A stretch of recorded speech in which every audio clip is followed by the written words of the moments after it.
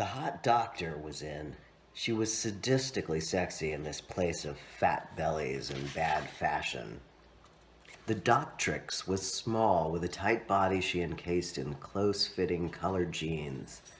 She had style. She was hip and youthful, and mean enough to dress like that around a bunch of broken, angry men. The women were going to be hyper-scrutinized, naturally, their dress and body public property of the inmates. The Doctrix had to know this, and obviously didn't give two fucks, which was somehow even more demoralizing. "I would love on that tiny pussy," he could hear Alphonse muttering, puckering his lips to meet some air vagina. "I would kiss it and love it and squeeze it," sounding for all the world like a sexual Lenny Small. He had an appointment with the Doctrix later. He also found her sexy, but completely disconcerting. He wanted to like her because he admired her no fucks given game, but he also found it and her hostile and dismissive. He decided he didn't like her because she played the game and not because he felt demoralized by her presence. He liked the women who just sidestepped the game altogether, were themselves, didn't mediate sexuality. He found that sexier than Dr. Stiletto to your balls. But, he conceded, it was nice to have someone to eyeball, even if her presence mostly just reinforced the us-them binary of the institution. "Do you want me to take a look?" The Doctrix was talking about his bleeding vagina. They both looked extremely uncomfortable at the prospect. "No, no, thank you," he barked. The sun in his room was just low enough to make crow shadows on the wall behind her. Who was it that crows aided? Loki? No, Odin. 2 crows. Thought and desire. How am I remembering that? I can barely find my teeth to brush them. The Doctrix was still talking. "Clearly the stool softeners are not enough. I'm gonna give you milk of magnesia, and if that doesn't do it, you can have Miralax. Don't strain. Don't push."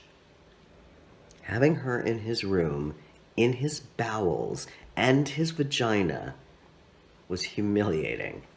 Even the constant humiliation of simply being there, weak as a sick kitten, nearly a woman, someone who had lost control so utterly, this was a standout. And why could he still not go to the bathroom? Withdrawals usually produced near dehydration. Of course, he was barely eating, and exercise was limited to a half hour in the rec room at best, and you had to wait to play anything. He watched his brain, how it created a reel and played it over and over and over.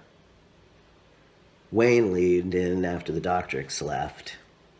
"Welly, well, well," he said. "Look who got a private visit." Wayne was relentlessly happy.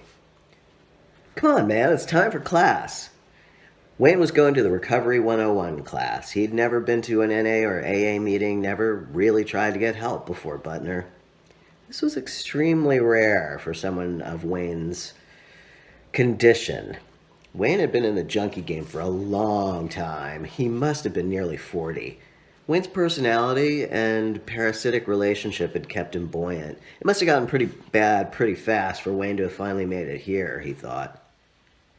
"Wayne, man," he said, why are you here?" "After the police intervened in my suicide attempt, I got sent to jail. They found a bunch of oxy on me, and they weren't prescribed to me, so..." Laughter was filling up the hall. All the jokesters were at the front desk, vying for attention. "It was scary, man. It was pretty scary. I'm no stranger to the 5-0, but this just seemed real. And something happened with my wife."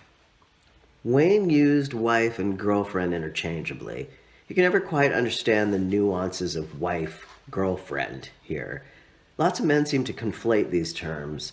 His best guess was that these women were common-law spouses. He remembered that from Savannah, how many people in the South never had the money to get married. For some reason, he thought of the slow food movement and slow marriage, and laughed aloud. Wayne chuckled too. It wasn't funny at the time, he smiled. It's not really funny now. He caught one of the nurses in the med room as Wayne happily strode away. Do you think you could get me some milk and mag? The nurse was in training. She'd been lurking behind the med nurse for a week now. The system didn't look difficult, just tedious. There were at least 3 gates to get to anything good. The computer, the computerized lock, and then a manual lock, or if it was the automated dispensary, they had to enter a bunch of stuff on that too. And the mechanism screamed if they took too long. Lawrence slumped by. He could tell Lawrence was having a bad day. Lawrence's deeds would catch up to him and he would disappear for a 12 to 24 hour shame spiral. His own shame seemed petty next to the devastation he had wrought. He could only get it up for shame occasionally. It was all so heavy and overwhelming all the time. It almost kept him present and in the moment.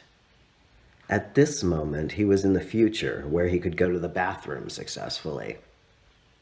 He wanted to say something about Lawrence's perky ass while his back was turned, but knew the gesture would fall short, reminding Lawrence of how superficial, how ridiculous and meaningless his time on Earth had been. After 10 long minutes of punching the wrong number or button or dial or whatever, the bovine nurse in training held up his tiny cup of milk of magnesia as if she was Madame Curie and the cup was irradiated.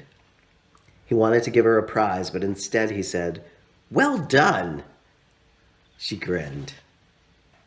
They were too sweet here, the Doctrix aside, too kind. Trained for every possibility, either by the state or by examples from their own lives, the nurses were warm and present, even amidst the constant bellyache and tantrum. Some of them were tough, harsh even, but sometimes the harshest nurse was the greatest ally. The appreciation for not being given shit was rewarded. What a job, he thought. What a job to have had a good day based on the amount of shit you didn't get.